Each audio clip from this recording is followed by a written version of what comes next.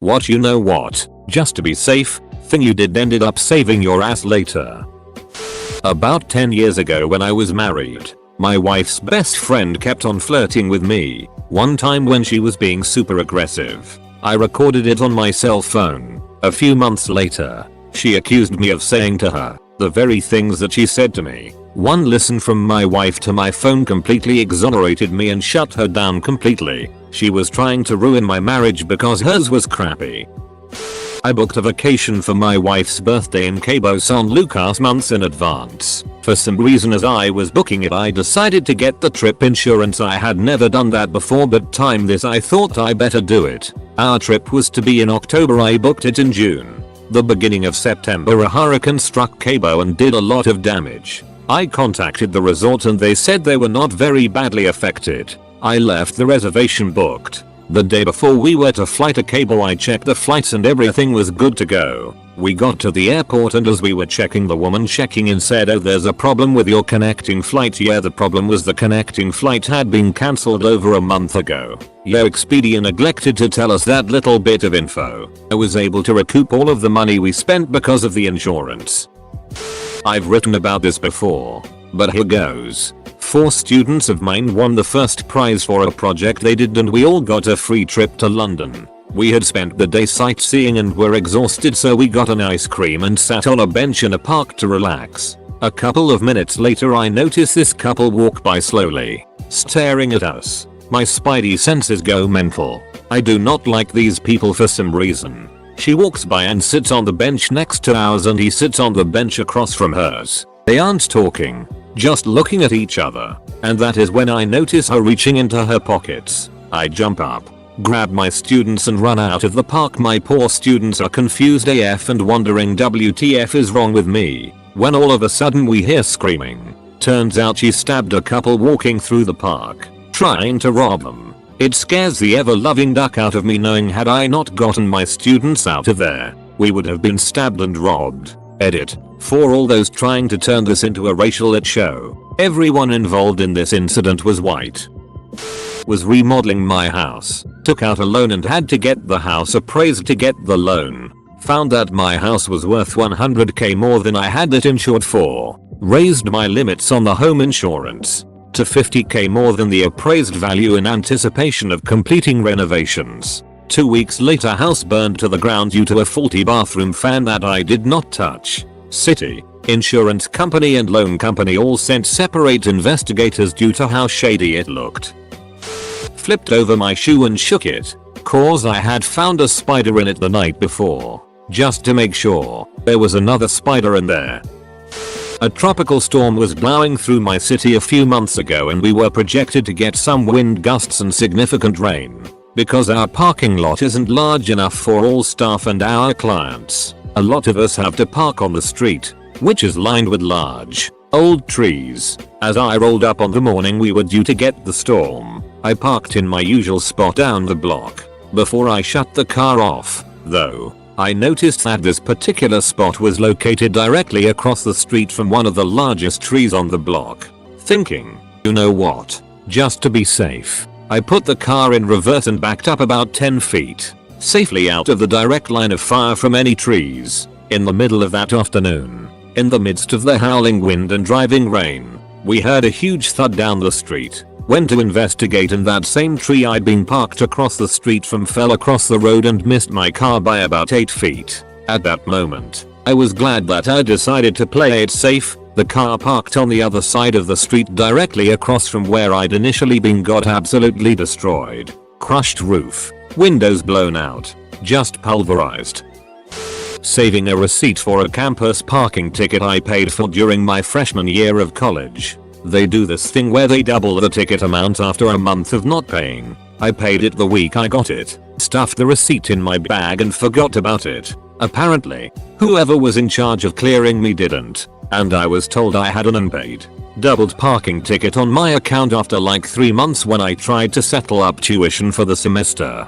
Disputed that, and wore a smug ass look on my face as I directly reached in my bag and pulled the receipt out to show them. I mean otherwise, I would have had to essentially pay that ticket 3 times. Something tells me it's not the first time that's happened to students there. I had a car sitting on jack stands because I needed to do some transmission work. Before climbing under it, I thought it'd be a good idea to rock the car around. One of the jack stands was not in the right spot and the car slipped off it. Slamming down on the front disc brakes would have killed me. I took one of those extra driving classes you always hear about to get the discount on your car insurance. I was in college and my premium was killing me. The one I signed up for was an 8-hour course that I knocked out in one day and the focus was maintaining control of your vehicle in bad weather. I took it over spring break, which is still a pretty snowy, icy time of year around here. The big test at the end to determine if you got the certificate was to pass the moose test, though some places call it the elk test or the deer test. Either way, to pass the course you had to successfully swerve around some cones on an icy road and regain control of the car on the other side of the cones. So my first day back at school from spring break, I'm driving myself and my roommate from the liquor store back to our dorm in summity conditions. I try to turn left into our parking lot and my car just slides straight past it and down a hill. I try to turn the wheel right to get into a different parking lot and get closer, but not quite where I need it to be. I'm heading straight for a telephone pole. My roommate is panicking, but I looked at it and I realized this is just the moose test. I managed to swerve around the pole, narrowly missing a wall of parked cars next to it, and regained control on the other side, finally bringing my car to a stop in an empty section of the parking lot. Then we walked back to the dorm and drank our faces off. So the moral of the story is, those extra driving classes you might take for the insurance discount may just save your life. Control plus S, Control plus S, Control plus S, and more Control plus S. Never know when the power will go out. I was 19 and home for the summer from college. I had a contraband bottle of Bacardi stashed in my bedroom under a pile of clothes and other stuff between my bed and the window. My grandfather appears in a dream and sits me down with this bottle to chew me out, not for having booze as a kid, but for hiding it so poorly. I wake up, a bit disturbed by this dream, and throw the bottle of Bacardi in a duffel bag and toss that in the trunk of my car as I leave for work. Get home that evening, and the pile it had been stashed under was moved, as my mom had set up a table with a fan by the window to get air moving. Grew up in northern WI without AC. Wouldn't have been a fun rest of the summer had I been busted with that. I spent extra money on Kevlar motorcycle gloves, a lot more expensive but 5 times more durable. When I later on crashed with my sports motorcycle, I slid the first stretch of meters on the palms of my hands and feet and knees before I started rolling, etc. Working in an electric panel, I went over to check to make sure the disconnect was off. It wasn't. I was being careful either way, not getting near the high voltage stuff, but it didn't need to be on, and could have easily killed myself with one mistake. This happened yesterday. I bought a used Subaru Baja that was 5 years old at the time and had 75k miles for $12k. The salesman offered an extended warranty that covered the engine for $2,500. Would last 3 years / 36k miles. That was kind of a lot, and I usually don't buy those. I don't know what got into me that day, but I said sure. 1 month and 750 miles later, after an oil change at a mechanic shop, oil started shooting into the dark pistons. I'm not good with cars. Oil went where it wasn't supposed to go, completely ruined the engine and turbo. The dealer had to keep it for 3 weeks. The warranty company flew someone out to inspect the car and eventually approved a replacement engine, turbo, and any other affected parts. Total repairs cost almost $11k, and the warranty then applied to all the new parts too. Car drove like it was brand new. Later discovered the car had 5 previous owners before me, but I couldn't find any accident or serious repair history. This is probably the only time buying an extended warranty on something actually worked out in my favor. I bought a really nice tablet a few years ago. A Wacom Intuos Cintiq, essentially a drawing tablet built into a laptop, for animation and the like. Sometimes when you buy nice things they come in nice boxes, and for some reason I don't really want to throw this box away immediately. I put it in the storage area of my basement and forgot about it. After only about a month this $2,500 tablet stopped working. It wasn't dropped or damaged, and I'm still not sure how it broke. It would simply try to boot up and fail. crashing and demanding a restart. I called support, and after several calls and many hours, we were unable to resolve the issue. They said I could send it back and get a new one if it wasn't physically damaged. They told me it needed to be sent back in the original box. I now keep boxes for everything I buy until the warranty expires. TLDR. Cardboard box saved me from wasting $2,500 on a plastic brick. Take 10 before you send has saved my ass countless times. Means take 10 seconds to reread your email, post whatever written communication before you send. Emails, especially in the workplace, last forever.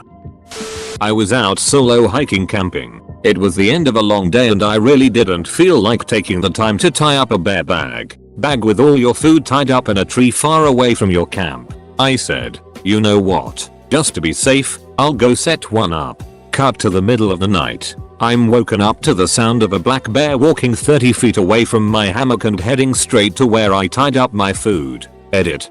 Thanks for the gold, kind stranger. It's my first gilding. Couple of years ago I restarted The Sopranos from season 1. I think it's in the first season where the water heater leaks and floods Tony's basement. So there are these scenes where he's wading around in a flooded basement. I was imagining what a nightmare that would be. It reminded me that when I bought my house, the inspector told me I would need to replace the water heater within 5 years. I then realized that was like 12 years prior. So I suddenly got nervous. I went and looked at the water heater, and it seemed fine, but I couldn't shake the feeling. I also did not have the money to pay to have a new water heater installed. So I decided to go ahead and buy a new water heater and then save up money to pay someone to install it. The water heater arrived and I stored it in the laundry room. Just a few weeks after it arrived, I happened to look at the old water heater, and I noticed the catch pan under it had an inch of water in it. It was leaking. Oh no. Emergency. Except wait a minute. I already have a plan for this. So, instead of saving up money to hire a plumber, I went to YouTube and learned how to install my own water heater. It all worked out perfectly. All because The Sopranos made me anxious about the condition of my water heater, causing me to randomly purchase a water heater I had no immediate plan to install. Arrive in San Francisco a week into a trip. As we gather our things during a moment of downtime, I go back to check the bus cause, you know, it never hurts. Found my passport, which I had no idea I'd dropped. This one is a bit more lighthearted. A few years ago I went on a trip to Venice. It was going to be sunny, and I knew I have terrible luck, and that there are many pigeons. So I took an old white baseball hat with me and put it on. Of course, a pigeon shat on my head, right on the hat I had with me just in case.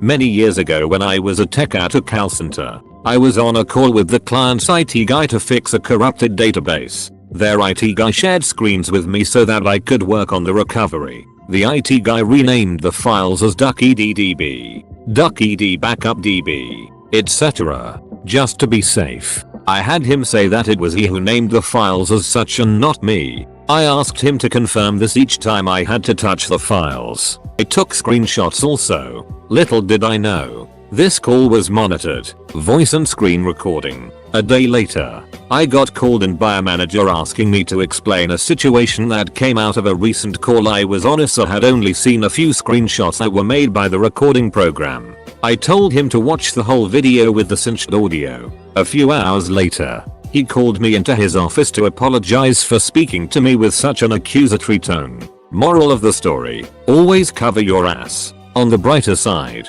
after the incident, this manager was always super nice to me and backed me up whenever there was an issue. He even wrote me a rave review recommendation on LinkedIn, back when LinkedIn actually got you jobs. Edit. The LinkedIn bit is just a tongue-in-cheek joke.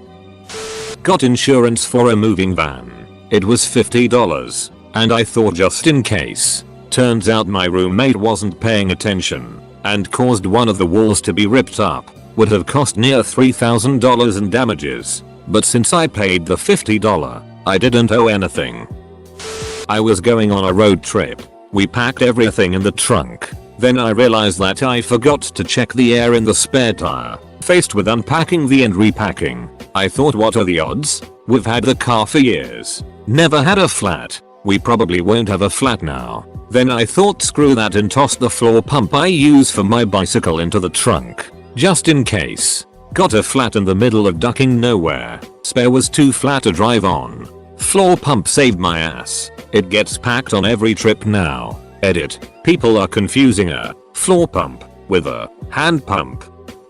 My friends and I were always giving it to another friend because he was never wearing the seatbelt while driving. One night another friend and him drove me home. It was pretty late and we were all tired. When they dropped me off I told him use the ducking seatbelt you dumbus. The next day, around lunchtime, I got a call that my two friends got in a car accident. The dumbus fell asleep while driving my other dumbus friend's car. They hit a parked car, which hit the car in front of it and got stuck into a wall. The parked car acted as a ramp for their car. They flipped over and slid like 20 meters upside down. For some reason the dumbus had his seatbelt on for the first time ever and he didn't get injured. Both of them crawled outside the car without a single scratch. If I'm not wrong my friend in the passenger's seat broke his pinky though. Dumbus learned his lesson and his seatbelt is always on now, even when he's in the passenger's seat. Edit. Someone made me notice I remembered it wrong. My friend broke his index finger on the right hand,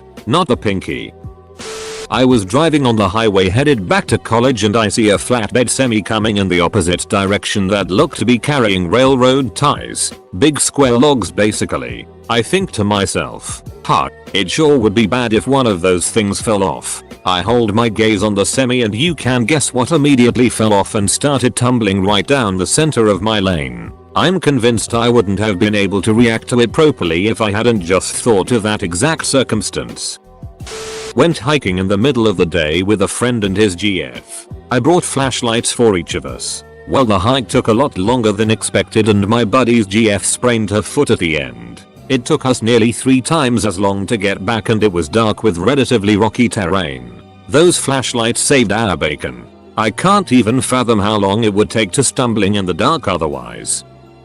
We recently went driving around Wales and always use Google Maps for navigation last week. The O2 network went down for most of the day, while we were smack in the middle of nowhere, which would have made searching for destinations impossible. But I had the forethought that even with a perfectly working cellular network, Wales is full of countryside, so signal may be lost a lot. So I pre-downloaded the entire northern half of Wales onto my phone before we set off so a data connection wasn't required to navigate. I think we'd still be driving now if I didn't do that. Edits. Spellings.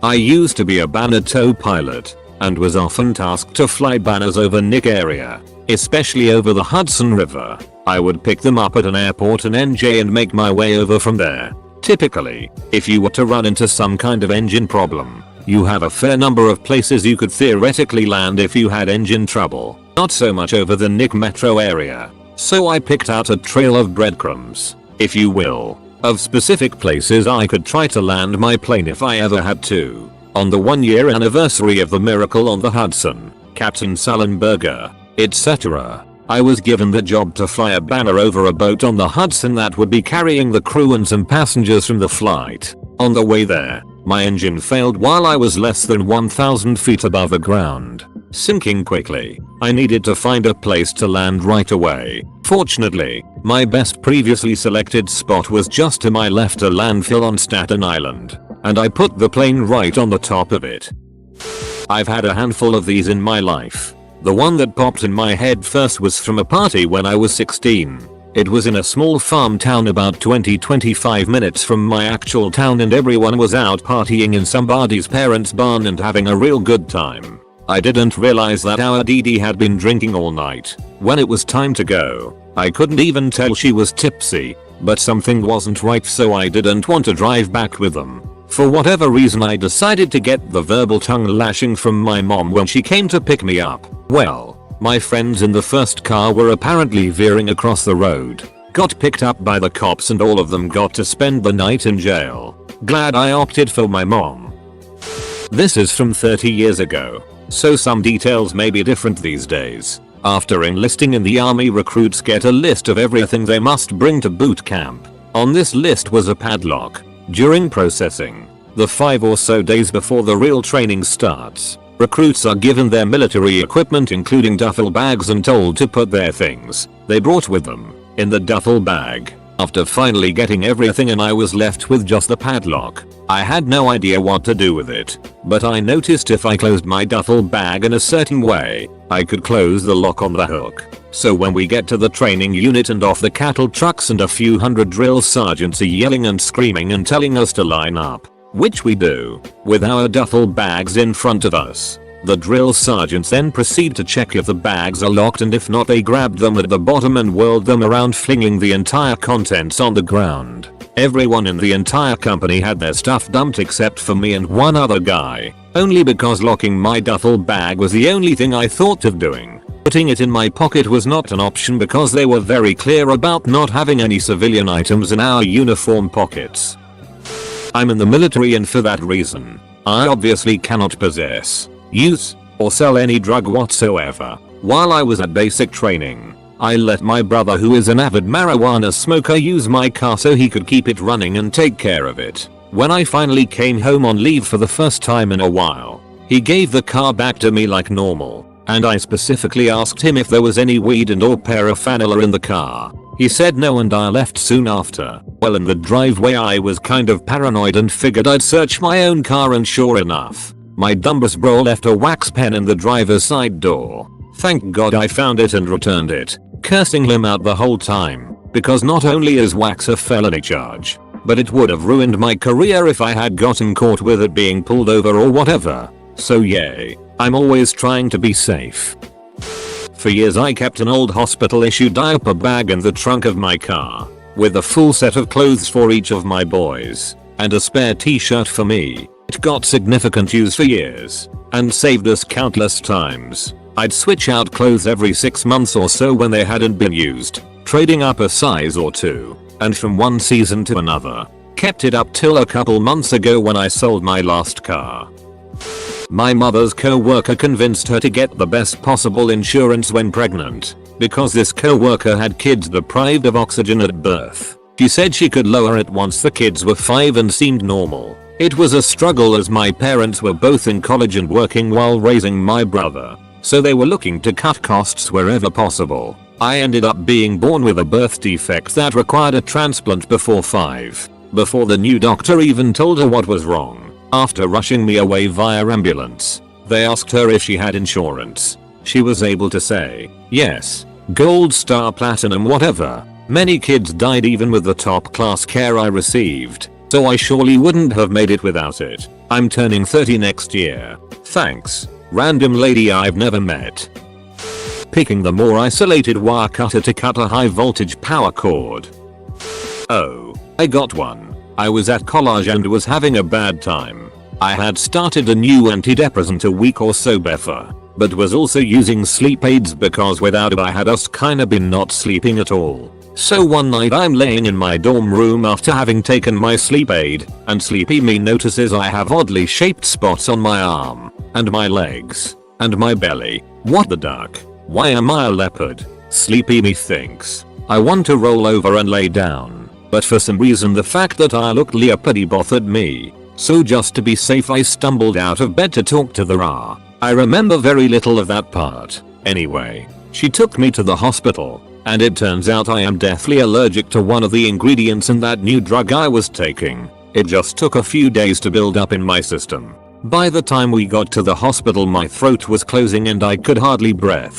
But because of the sleep aid this seemed like no big deal to me. I remember like 5 doctors, nurses around me. They had oxygen on my face, were rubbing my chest trying to help me breathe.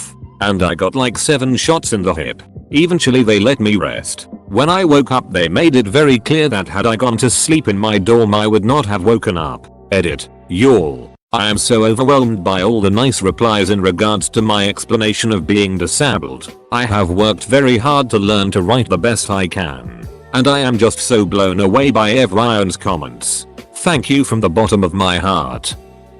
Saved an email where a lead developer told me to do something stupid. Couple years later, him now a manager who liked to yell at his subordinates. We were talking about this stupid behavior and he yelled, "Well, why did you do that?" I pulled up his email, clearly instructing me to do just that. He sputtered and walked off. Speechless. This guy is one of the reasons I still have trust issues with management, even after a string of really competent, caring, trustworthy managers.